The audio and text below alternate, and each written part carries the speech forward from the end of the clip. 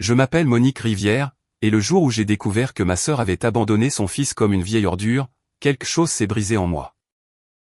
Des mois plus tard, alors que je regardais Ethan l'opérer après son accident de voiture et que je l'entendais dire « Tu es en vie parce qu'elle me l'a demandé, pas parce que tu es ma mère », j'ai su que la justice avait trouvé sa voie.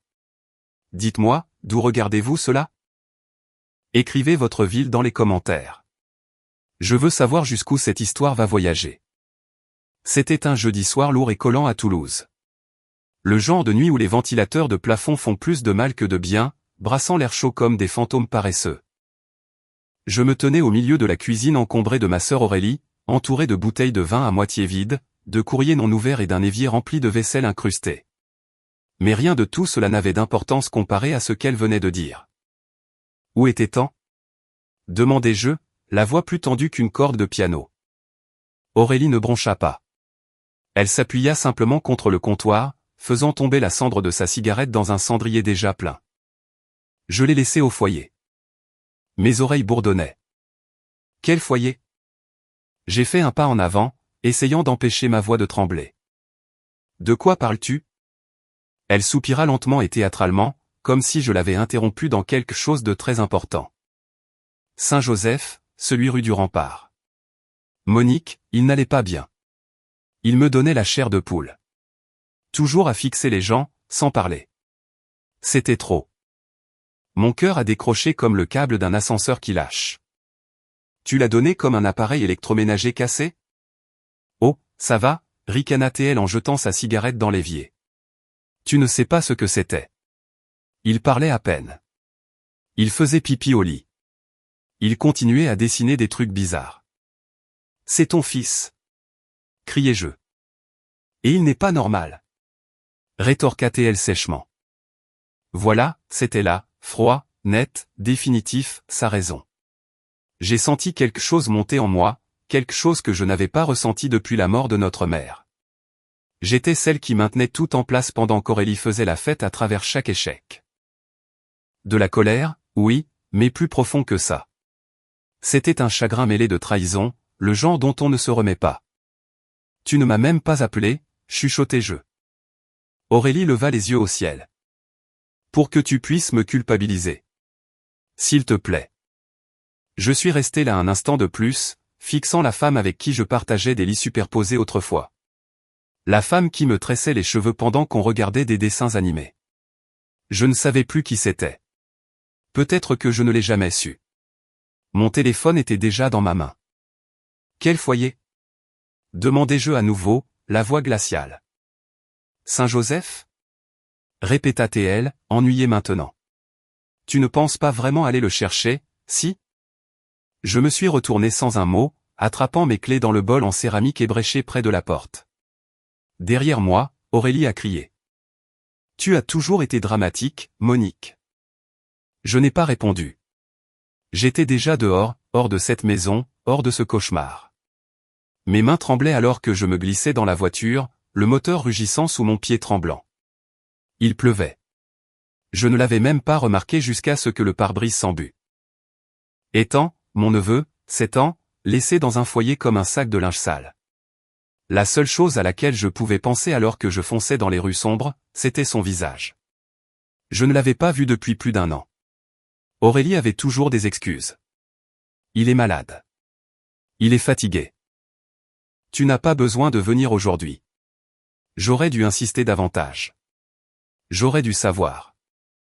Mes yeux piquaient alors que les feux rouges passaient au vert, les uns après les autres, comme si la ville elle-même voulait que j'arrive à lui plus vite. Mon cerveau jouait des films cruels dans ma tête. Étant recroquevillé dans un lit étrange, entouré d'inconnus, pensant qu'on ne voulait pas de lui. Combien de nuits avait-il pleuré? Combien de jours avait-il attendu que sa mère revienne? Et elle ne l'a jamais fait. Le foyer est apparu comme une prison dans la tempête. Brique, stérile, peu accueillant. Ma poitrine s'est serrée alors que je me garais sur le parking, les phares illuminant le trottoir trempé par la pluie. Je n'ai même pas coupé le moteur. J'ai juste laissé les clés sur le contact, la portière s'ouvrant dans l'averse. Je ne savais pas ce que je dirais quand je le trouverais. Je ne savais même pas ce qu'il me dirait. Mais une chose était déjà claire, j'allais trouver Ethan, et je n'allais plus jamais le laisser être jeté. Le lendemain matin s'est levé dans un silence lent. Je n'avais pas dormi. J'avais passé la nuit à faire les 100 pas entre le salon et la cuisine, relisant le site web du foyer, appelant leur ligne d'urgence, laissant des messages. À 6h58, j'étais déjà garé devant Saint-Joseph, attendant que le personnel déverrouille les portes d'entrée. Cela ressemblait plus à une clinique qu'à un foyer pour enfants. Propre, oui, mais froid. Tout en briques beige et par terre de fleurs poussiéreux. Un lieu construit pour la fonction, pas pour le confort. J'ai serré mon gilet plus fort contre ma poitrine en franchissant les portes automatiques. « Je peux vous aider, madame ?» La réceptionniste a levé les yeux, sa voix sèche après trop d'années dans ce genre d'endroit. Je me suis forcé à garder une voix calme. « Je cherche mon neveu, Ethan Villot. Il a été amené ici la semaine dernière. Sa mère est Aurélie Villot. » La femme a tapé quelque chose, a jeté un coup d'œil à un écran, puis a hoché la tête.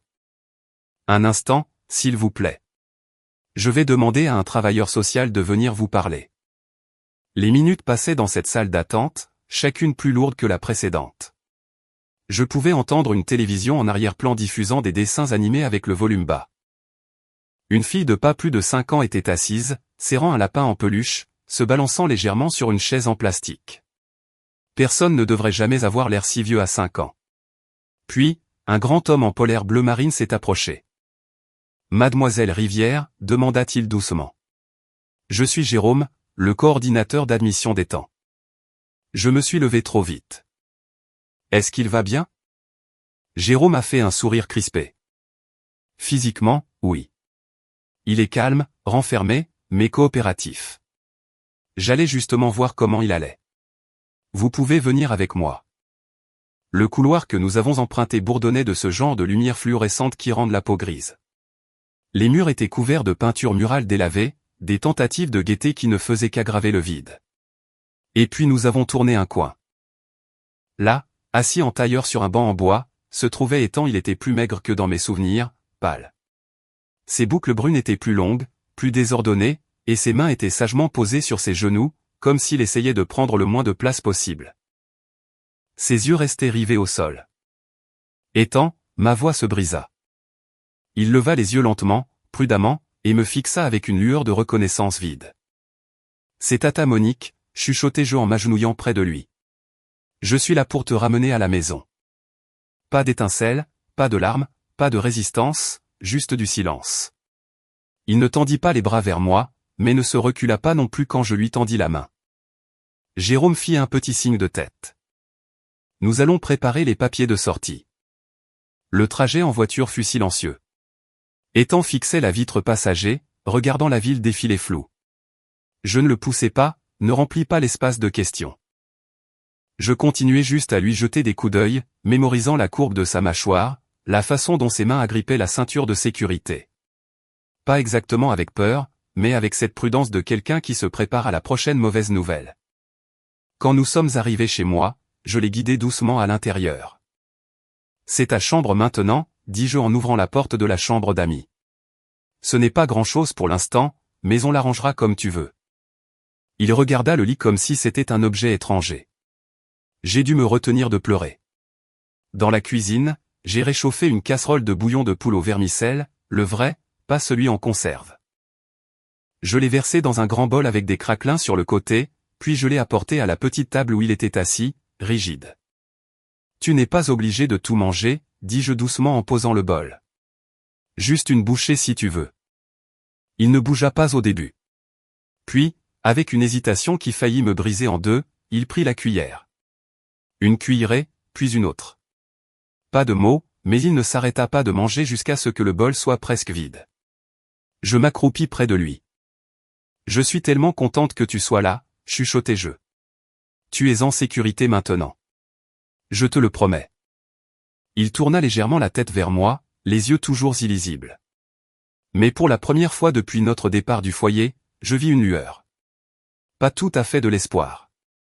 Pas encore, mais quelque chose de plus doux qu'avant. Tu veux te reposer? Demandai-je. Ethan hocha la tête une fois. Je le guidai vers sa chambre, l'aidai à se mettre au lit et remontai la couverture sur lui. Il se recroquevilla sur le côté comme un point d'interrogation, face au mur. Je restais assise dans l'encadrement de la porte un long moment, juste à le regarder respirer. Il était là, chez moi, sous ma garde.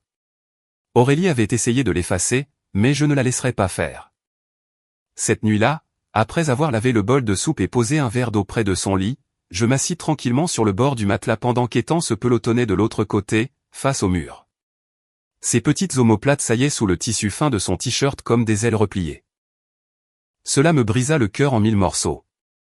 La lampe de chevet jetait une lueur ambrée et chaude sur les murs pâles, mais la chambre semblait encore retenir son souffle. Je ne savais pas quoi dire qui ne sonnerait pas comme un mensonge ou une promesse trop grosse à croire pour un enfant. Alors, je ne dis pas grand-chose. Je restais juste là, les mains jointes sur mes genoux, comptant ses respirations, des inspirations douces et superficielles. Ses doigts étaient crispés sur le bord de la couverture comme s'ils s'y ancraient. Je voulais lui demander ce qu'elle lui avait dit, ce qu'elle avait fait. Mais je savais que ses réponses n'étaient pas à moi d'extraire. Elle devrait venir quand il serait prêt. Avant de quitter la chambre, je tendis la main et repliai légèrement la couverture plus près de sa poitrine. Il ne broncha pas, mais il ne l'ignora pas non plus. C'était déjà quelque chose. Quand je fermai la porte derrière moi, je m'appuyai contre elle un long moment, laissant le poids de la journée s'installer. Ma gorge me faisait mal, pas à cause des larmes, je ne m'étais pas encore laissé pleurer, mais à force de retenir tout ce que je voulais hurler à Aurélie. Comment avait-elle pu regarder ce garçon, cette coquille fragile d'enfant, et penser qu'il était jetable? Les jours suivants se fondirent dans une lutte silencieuse. Étang ne parlait pas, pas même un murmure. Il ne me regardait pas non plus dans les yeux. Quand je lui parlais, doucement, toujours doucement, ses yeux dérivaient juste à côté de mon visage comme s'il cherchait la sortie la plus proche. Il évitait le contact. Si je bougeais trop vite ou tendais la main pour lui donner quelque chose, il se reculait comme un animal effarouché. Une fois, en entrant dans la cuisine, je le trouvai accroupi sous la table, tenant un morceau de pain grillé. Je fis semblant de ne pas l'avoir vu et reculai silencieusement.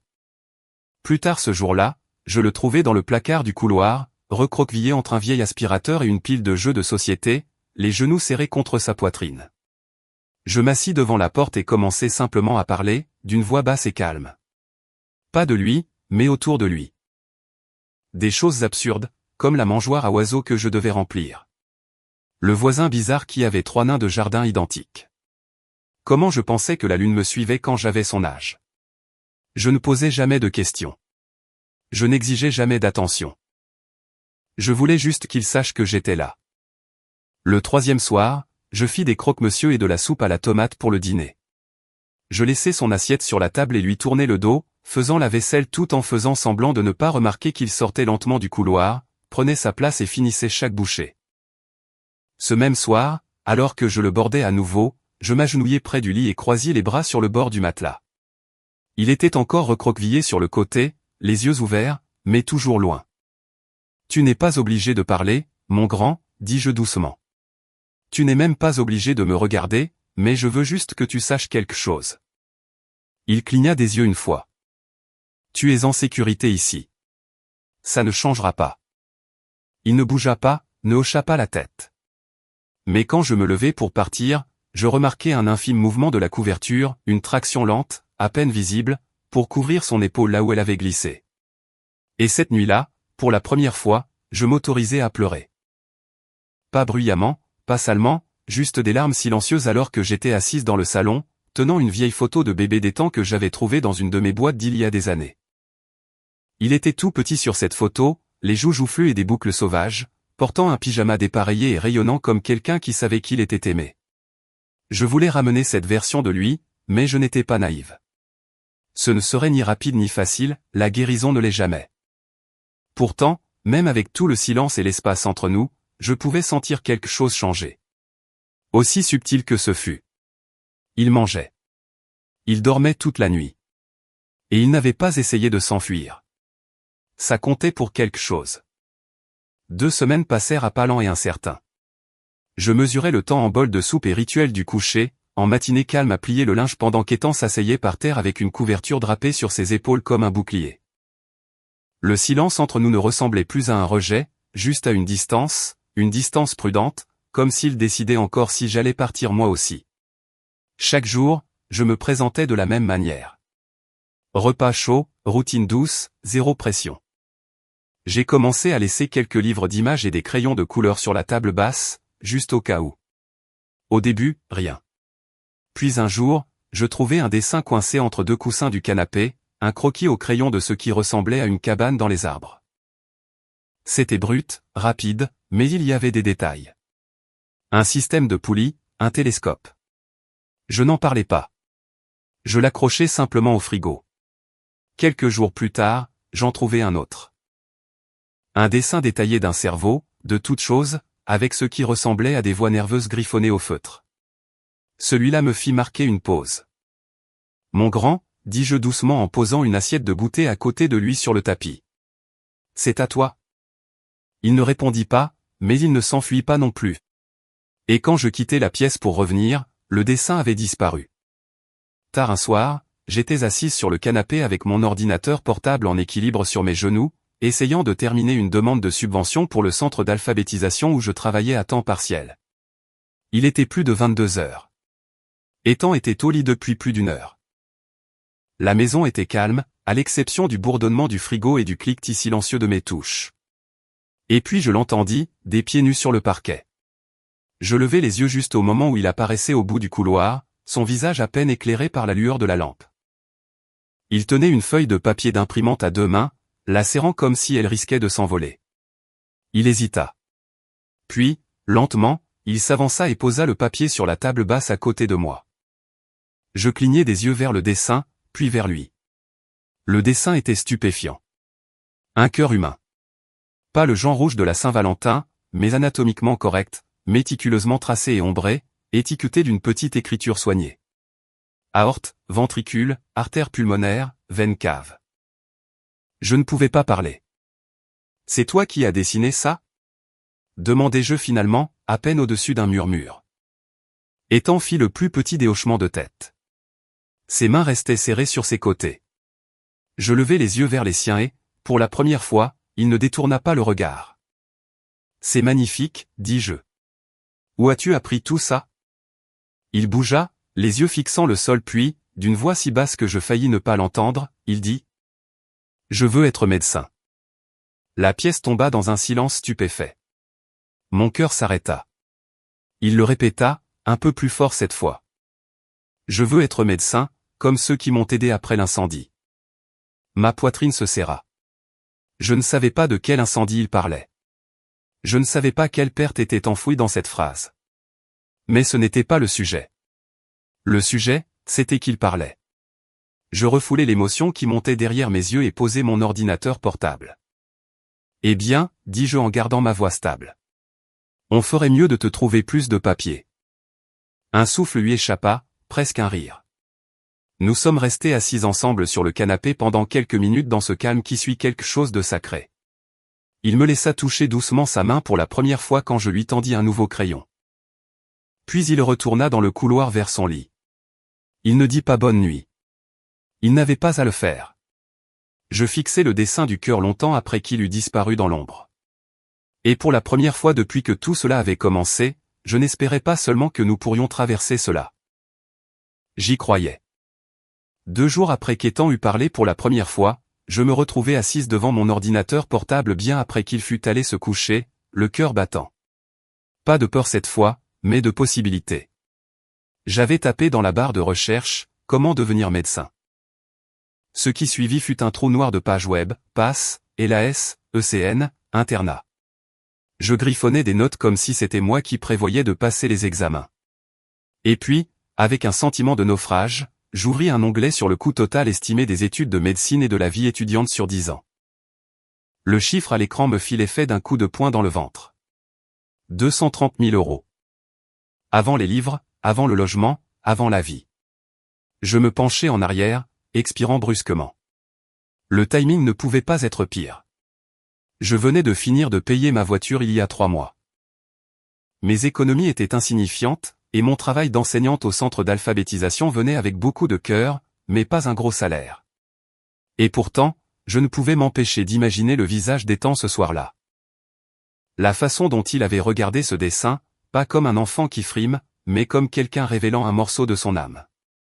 Le lendemain matin, autour d'un café avec ma meilleure amie Patricia sur la terrasse arrière, je laissais tout sortir. Il a enfin parlé, dis-je en enveloppant mes mains autour de la tasse chaude. Il m'a dit qu'il voulait être médecin. Et Patricia, il ne le dit pas juste comme ça. Il étudie. Il connaissait l'anatomie d'un cœur mieux que moi. Les yeux de Patricia s'écarquillèrent.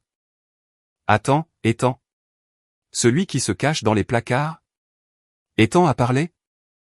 J'hochai la tête, souriant pour de vrai pour la première fois depuis des semaines. Il a parlé et il ne s'est pas arrêté depuis. Il chuchote surtout, mais je peux voir les rouages tourner, les questions, la soif d'apprendre. C'est incroyable, dit-elle en secouant la tête. Je veux dire, c'est un miracle, Monique. Mais pourquoi as-tu l'air de quelqu'un à qui on vient de dire que la maison est en feu? Parce que j'ai fait des recherches sur la fac de médecine, admis-je. Et à moins que je ne tombe sur un ticket de loto gagnant ou que je vende un rein, je n'ai aucune idée de comment je vais l'aider à y arriver. Je viens de payer ma voiture. Mes économies sont ridicules. Et il parle déjà de programme préparatoire. Patricia se pencha en avant. Tu es une seule personne, Monique. Tu fais tellement.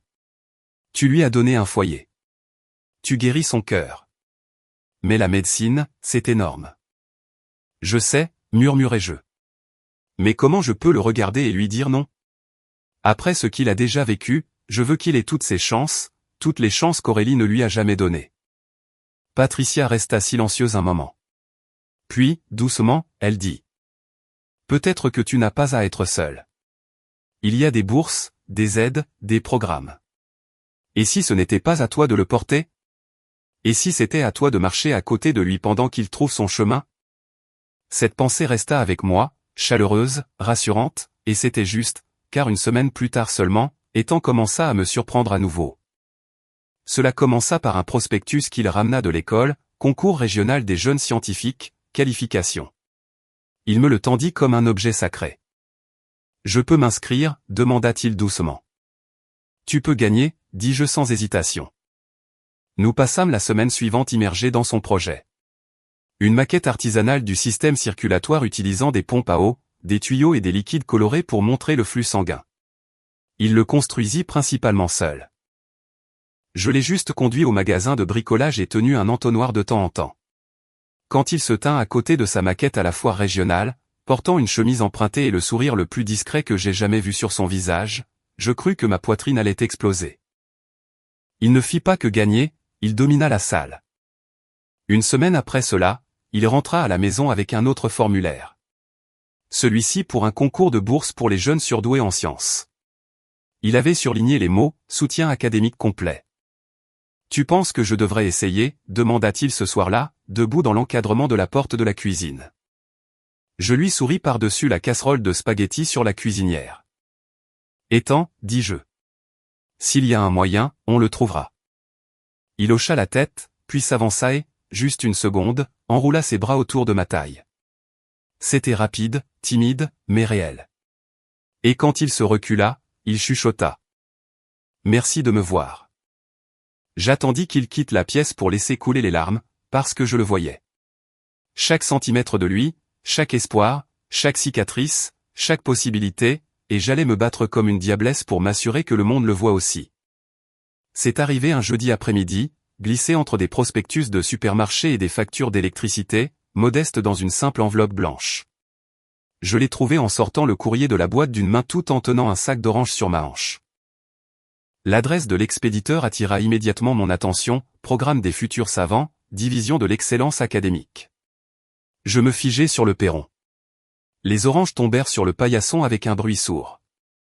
Je ne bougeai pas pendant 30 secondes entières. Puis je l'ouvris juste là, au soleil, avec des doigts tremblants. La lettre ne faisait que 2 paragraphes, imprimés sur du papier officiel épais. Je la lus une fois, puis une autre à voix haute, comme si dire les mots pouvait les rendre plus réels. Cher Ethan Villot, nous avons le plaisir de vous informer que vous avez été sélectionné comme bénéficiaire de la bourse académique complète des futurs savants, décernée aux jeunes exceptionnels démontrant talent et engagement dans les domaines de la science et de la médecine. Le reste devint flou.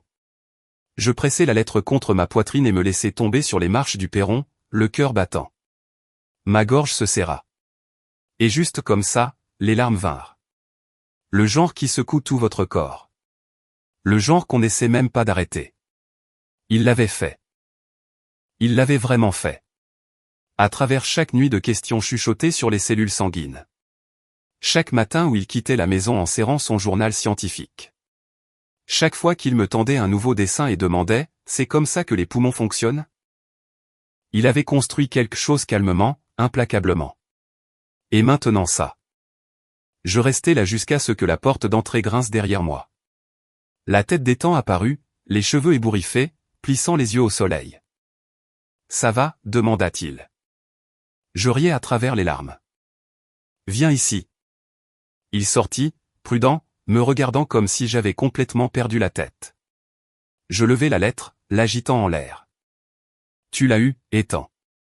La bourse des futurs savants, prise en charge complète, prépa, médecine, tout. » Il cligna des yeux. « Quoi? Tu as fait ça? » « C'est toi qui as fait ça, » chuchotai-je en plaçant le papier dans ses mains. Il le fixa, les yeux écarquillés, lisant silencieusement. Après un long moment, il leva les yeux, son visage illisible. « Ça veut dire que je peux vraiment y aller. » J'hochai la tête, les larmes glissant encore sur mes joues. « Pas juste y aller. Tu vas aller jusqu'au bout. » Un lent sourire se dessina sur son visage, timide, bouleversant comme le soleil perçant un nuage d'orage. Il ne sauta pas ou ne cria pas comme d'autres enfants auraient pu le faire. Il resta juste là, tenant cette lettre comme si c'était la chose la plus fragile et puissante qu'il ait jamais touchée. « Waouh » dit-il doucement.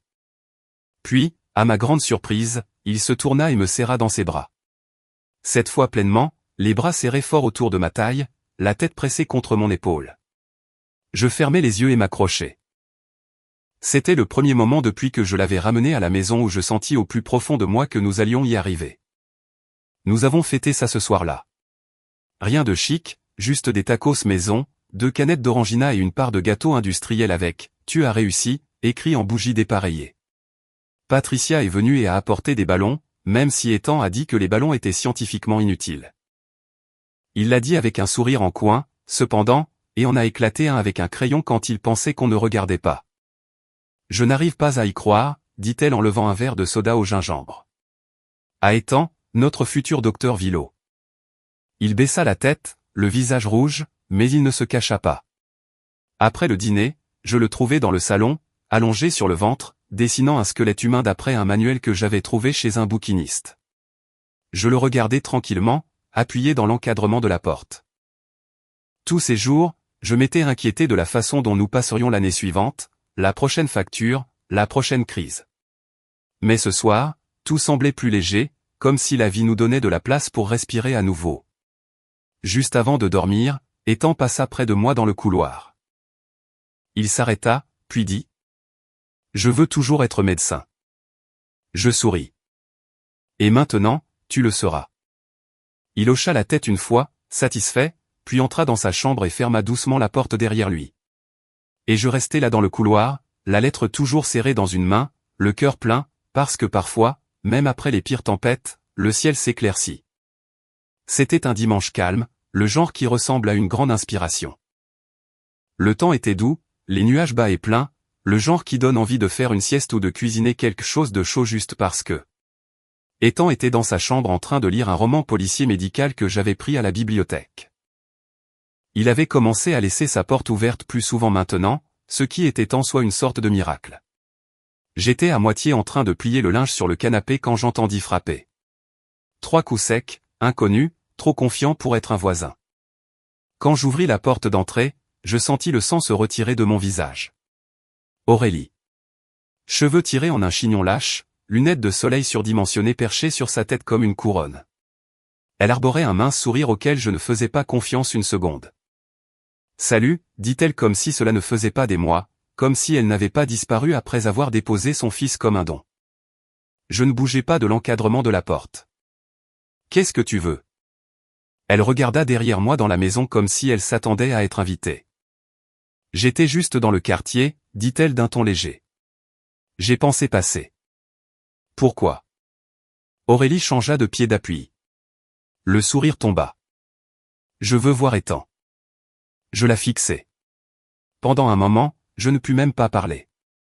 Puis je reculai juste assez pour la laisser entrer. Pas parce qu'elle le méritait, mais parce que je voulais contrôler la situation. Laisse tes chaussures près de la porte, dis-je calmement. Elle hésita, clairement irritée par la directive, mais obtempéra. Nous entrâmes dans la cuisine, la pièce épaisse de l'odeur de citron et de menthe de la bougie que j'avais allumée plus tôt. Je bougeais par instinct, sortant des tasses du placard et mettant la bouilloire à chauffer. Je ne savais pas si j'essayais d'être poli ou si j'avais juste besoin de faire quelque chose de mes mains. Aurélie s'assit à la table, regardant autour d'elle comme une étrangère dans une salle d'exposition. « Tu as arrangé l'endroit » murmura-t-elle. Je versai l'eau chaude dans 2 tasses et en plaçai une devant elle.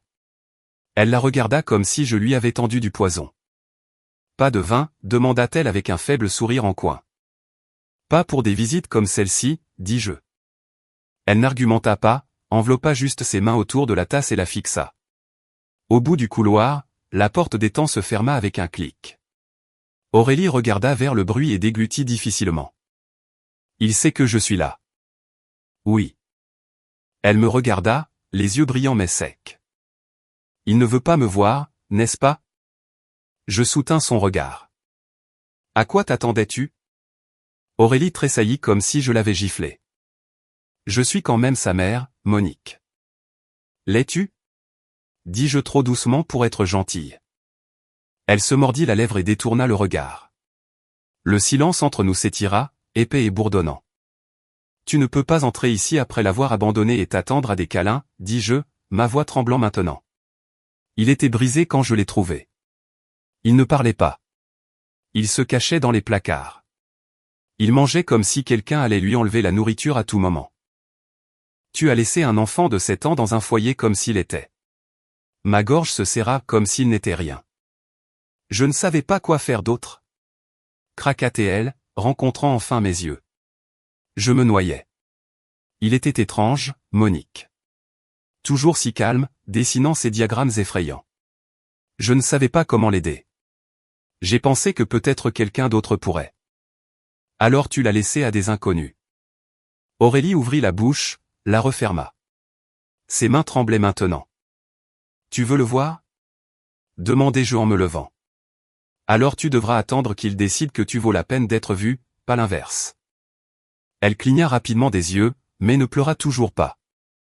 Je marchai vers le couloir et frappai doucement à la porte d'étang. Elle est là, dis-je doucement. Tu n'es pas obligé d'ouvrir. Tu n'es pas obligé de faire quoi que ce soit. Je veux juste que tu saches. Il y eut une pause. Puis. Je ne veux pas la voir. Je retournai à la cuisine. Aurélie était debout, son sac remis sur son épaule. Son visage était pâle.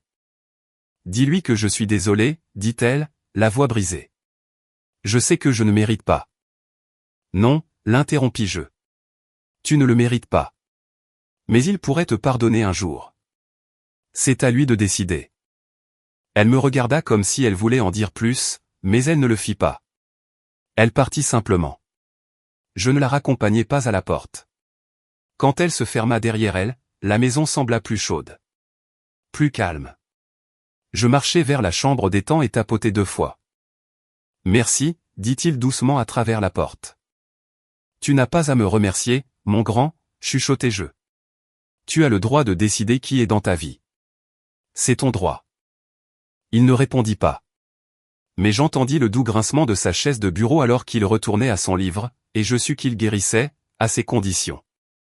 La maison était de nouveau calme.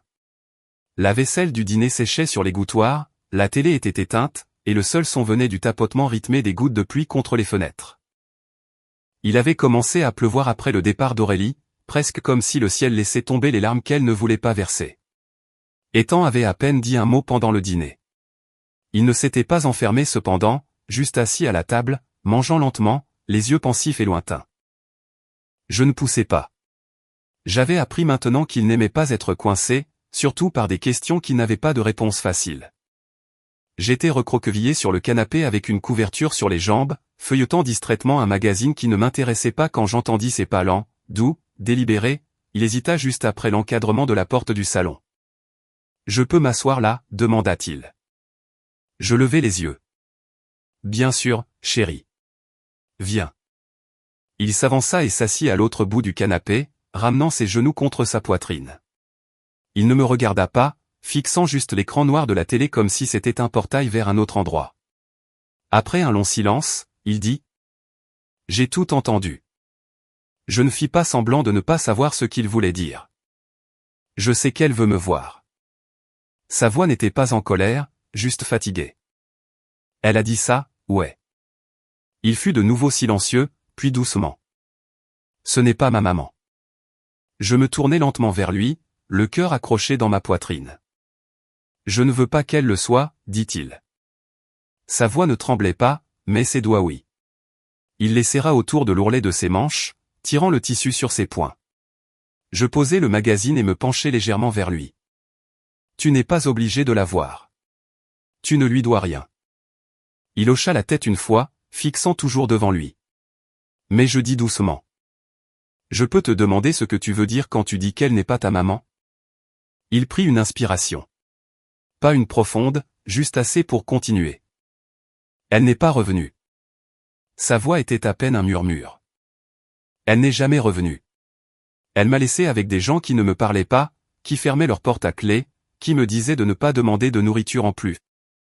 Il fit une pause, les yeux se levant vers le plafond, et j'attendis. Je n'arrêtais pas de penser qu'elle viendrait me chercher, qu'elle était juste malade ou qu'elle avait oublié où j'étais, mais elle ne l'a pas fait. Je pressai mon poing contre ma bouche, pas pour me faire taire, mais pour m'empêcher de pleurer. Je ne voulais pas qu'il sente qu'il devait me consoler. Maintenant, quand quelqu'un vous laisse comme ça, dit-il, elle arrête d'être votre maman. Les mamans ne vous oublient pas comme ça. Non, dis-je prudemment. Elles ne le font pas. Il tourna enfin son visage vers moi. Mais toi, tu n'as pas oublié. Je souris doucement. Jamais. Il hocha de nouveau la tête. Alors, je ne veux qu'une seule maman maintenant, et c'est toi. Ma gorge se serra. Je tendis lentement la main vers la sienne, toujours lentement, et il me laissa la prendre. Tu as le droit de décider ce que la famille signifie pour toi, dis-je. Et si tu veux que je sois ta maman, c'est un honneur que je porterai pour le reste de ma vie. Il ne pleura pas. Moi non plus, curieusement, mais nous restâmes assis là à nous tenir la main, la pluie peignant de doux motifs contre les fenêtres comme une berceuse. Mais même alors que mon cœur gonflait, une douleur sourde s'agitait dessous. Parce que je savais que ce moment, ce beau moment de connexion, n'effaçait pas le traumatisme qui l'avait précédé. Son intelligence, ses progrès, son avenir, ce n'étaient pas des antidotes à l'abandon. C'étaient des couches. Une croissance construite sur du tissu cicatriciel. Je n'essaierai jamais d'effacer ce qu'il avait vécu. Je ne pouvais pas. Tout ce que je pouvais faire, c'était rester. Être présente. Être meilleure. Il posa sa tête sur mon épaule alors que la pluie s'intensifiait en un murmure constant. Elle ne voulait pas de moi, murmura-t-il. Je sais, chuchotai-je en retour. Mais toi, oui. Je pressai ma joue contre ses cheveux. Depuis toujours. Et cette nuit-là, alors qu'il s'endormait à côté de moi, je réalisai quelque chose avec une clarté qui me coupa le souffle. Il n'avait pas besoin qu'elle revienne. Il avait déjà trouvé sa maison. La soirée de remise des diplômes arriva enveloppée de crépuscule, avec un air chaud et l'odeur des magnolias dérivant sur le parking du centre hospitalier des Cèdres. Je me garai sous un lampadaire clignotant, mes paumes encore moites sur le volant. À l'intérieur de l'auditorium, les murs étaient bordés de parents fiers, de mentors et d'administrateurs.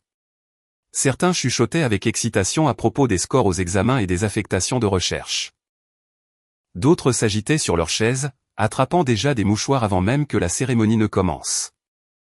Je trouvai ma place tout au fond, près du bord de l'allée. Pas parce que je voulais me cacher, mais parce que je savais qu'Étan me chercherait là. C'était notre tradition tacite. Je restais sur les bords, et il me trouvait quand même. Les lumières s'atténuèrent. Des applaudissements parcoururent la foule alors que les diplômés entraient, leur blouse blanche impeccable, leur posture un peu plus droite qu'elle ne l'avait été des mois auparavant. Et il était là, mon garçon, plus grand maintenant, les épaules carrées, ses cheveux soigneusement coiffés au lieu des boucles sauvages derrière lesquelles il se cachait, mais ses yeux toujours se détend.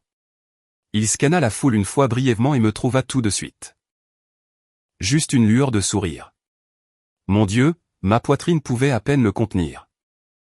La cérémonie se déroula par vagues, noms appelés, certificats présentés, applaudissements roulant comme le ressac. Quand ils annoncèrent les nouveaux internes en chirurgie pour l'hôpital, mon souffle se coupa.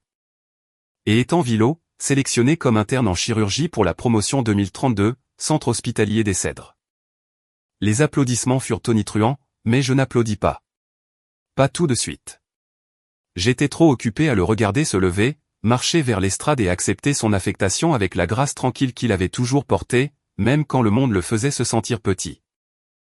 Quelques minutes plus tard, l'un des membres de la faculté retourna au podium.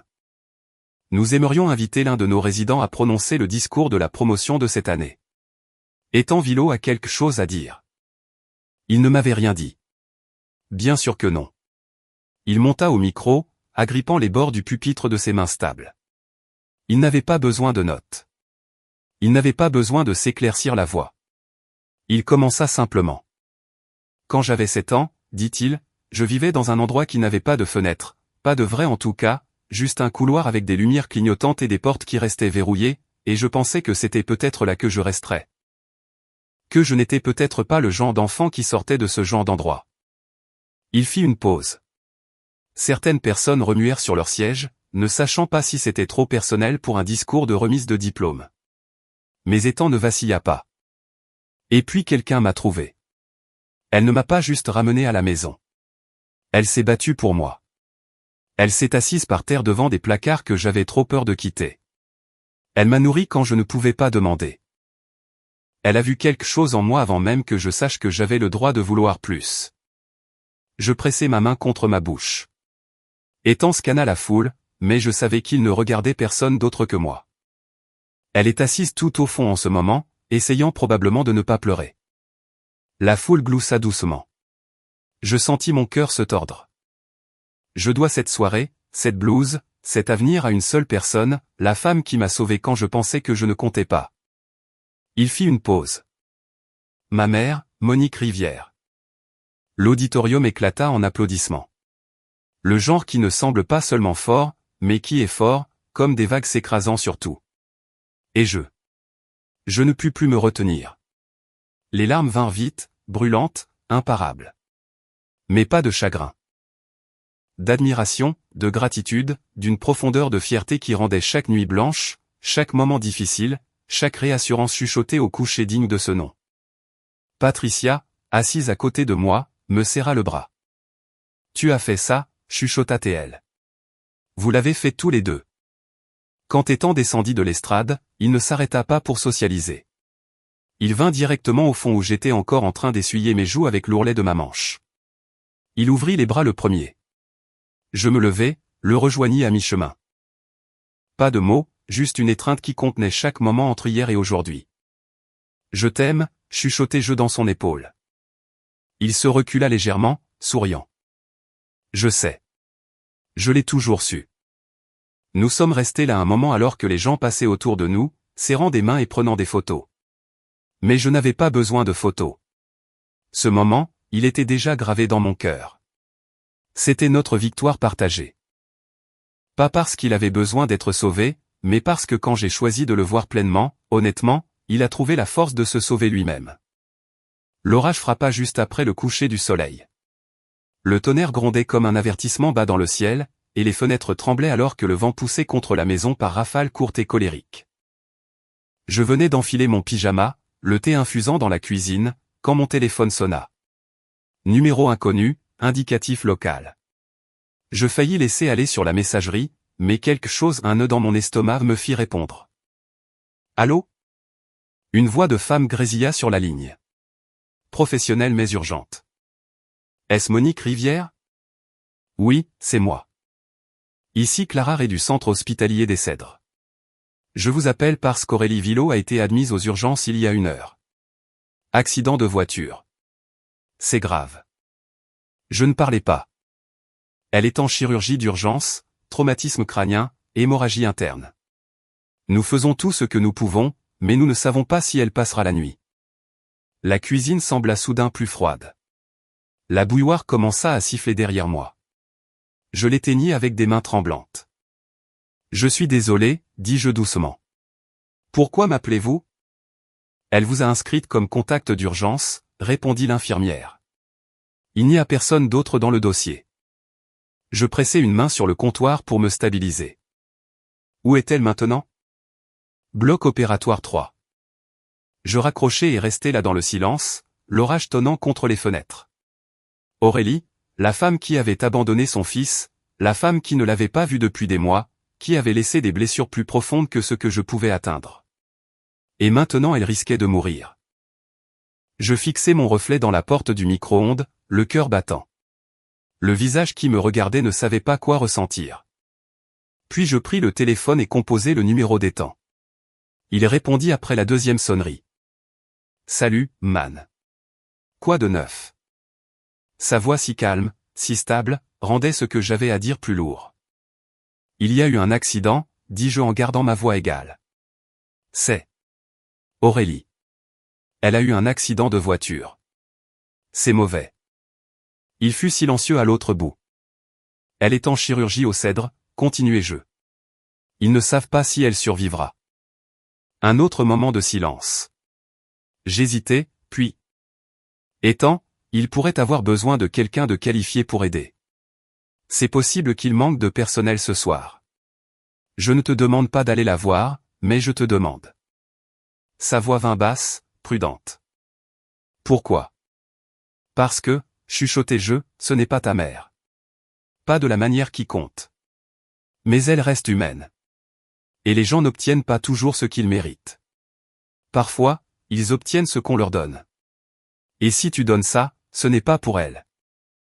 C'est pour toi, pour moi, pour ce que nous avons construit. Il expira lentement. Est-ce qu'ils savent qui je suis?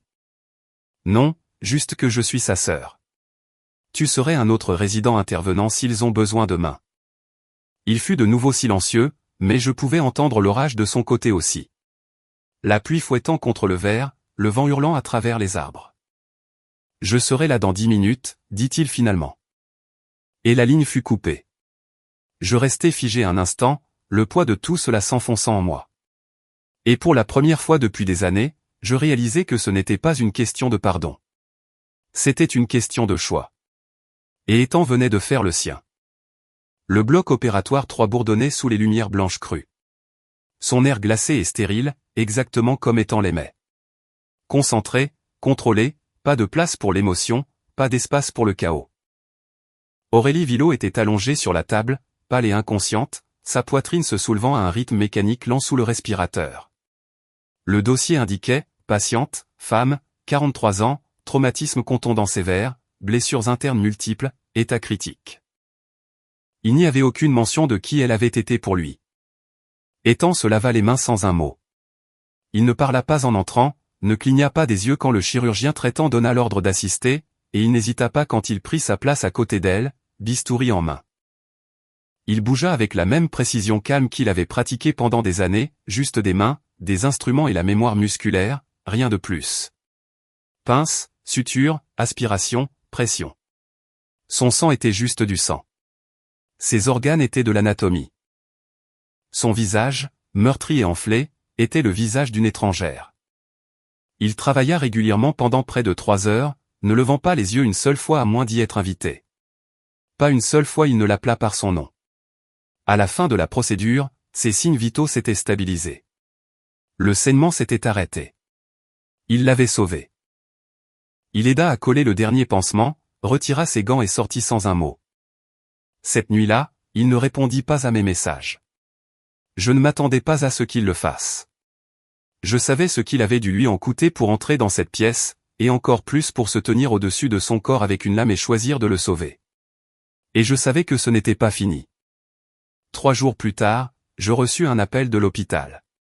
Aurélie était réveillée, groggy, confuse, mais lucide. Elle demandait après moi. Quand j'entrai dans sa chambre, Ethan était déjà là. Je me figeai dans l'embrasure de la porte, incertaine de ce dans quoi je m'engagerais. Il se tenait au pied de son lit, les mains dans les poches, la posture détendue, mais son expression était illisible ni en colère, ni gentille. Aurélie le regarda, le visage mou de stupéfaction. C'était toi, croassa-t-elle, sa voix râpeuse à cause de l'intubation. Je les ai entendus. Ils ont dit un résident. Quelqu'un est resté tout le temps. Ethan ne dit rien. Tu m'as sauvé. Toujours rien. Sa voix se brisa. Pourquoi ferais-tu ça après tout? Il bougea enfin, marchant vers le côté de son lit. Il se pencha légèrement, le regard stable et froid. Tu es en vie, dit-il calmement. Pas parce que tu es ma mère, mais parce qu'elle me l'a demandé. Aurélie cligna des yeux rapidement, comme si les mots l'avaient frappé physiquement. Je ne suis pas venu pour toi, continua Ethan. Je suis venu parce que Monique croit encore en la grâce. Je suis venu parce qu'elle m'a demandé d'être meilleur que ce que tu m'as donné. Des larmes glissaient maintenant silencieusement sur les joues d'Aurélie. Je ne te déteste pas, dit-il. Mais je n'ai pas besoin de toi. Elle ouvrit la bouche, peut-être pour s'excuser, peut-être pour supplier. Mais il se redressa avant qu'elle ne puisse parler. Cette partie de mon histoire s'est terminée il y a longtemps, dit-il. Je suis juste venu la clore. Et sur ce, il se tourna et passa devant moi, sans jamais regarder en arrière. J'entrai lentement dans la chambre. Aurélie couvrit son visage de ses deux mains et éclata en sanglots, les épaules tremblantes, le souffle court, le chagrin enfin libéré. Je ne dis rien. Il n'y avait rien à dire. Je n'étais pas là pour la consoler. J'étais juste là pour être témoin de ce à quoi ressemblait la vérité quand elle était dite clairement, parce qu'Ethan avait trouvé sa voie. Et Aurélie devait enfin vivre avec ce qu'elle avait choisi de jeter. La visite à l'hôpital fut la dernière fois qu'Ethan vit Aurélie. Il ne le dit pas explicitement. Il n'en eut pas besoin. Son silence était une limite, ferme et définitive, et je la respectais. Aurélie, cependant, n'était pas prête à lâcher prise. La première carte arriva une semaine après sa sortie. Une enveloppe bleu pâle adressée d'une écriture cursive tremblante. Je l'ouvris, parcourant rapidement avant même qu'Ethan ne puisse la voir.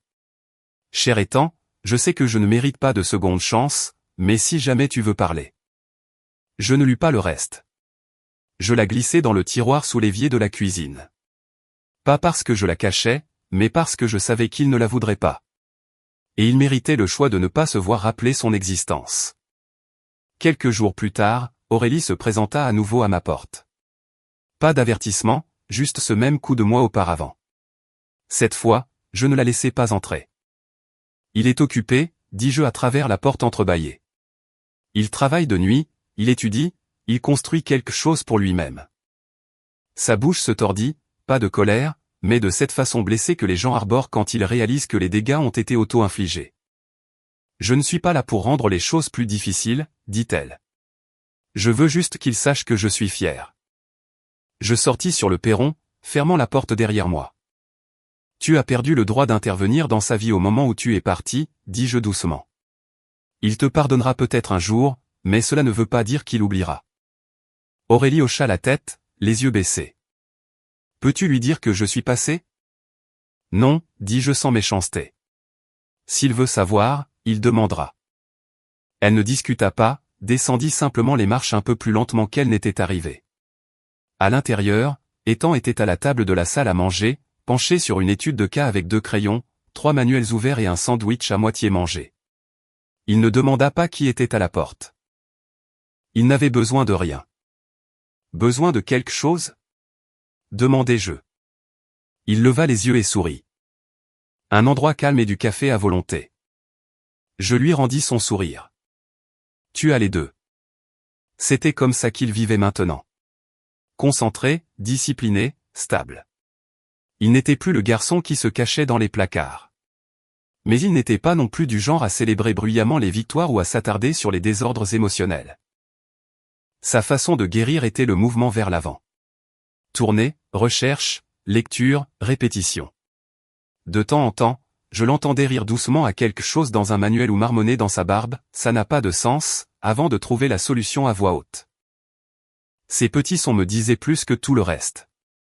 Il vivait, et pas seulement survivait, mais vivait vraiment. Le ruban était rouge satiné, tendu en travers des portes en verre étincelantes. La lumière du soleil se déversait à travers les hautes fenêtres de l'hôpital, réchauffant les sols polis et les murs blancs qui portaient désormais une plaque en laiton avec mon nom gravé dessus. L. Pédiatrique Monique Rivière. Je restais là, respirant à peine, serrant un bouquet que je n'avais pas prévu. Les pétales tremblaient légèrement dans ma prise, mais c'était peut-être juste mes mains. À côté de moi, Ethan semblait plus grand que jamais dans sa blouse blanche. Un stéthoscope enroulé autour de son cou.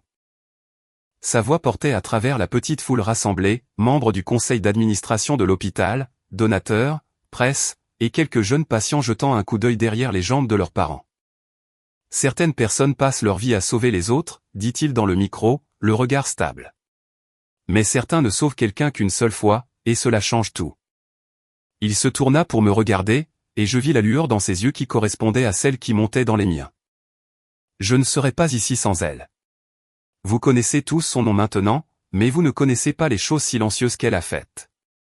Les nuits où elle est restée.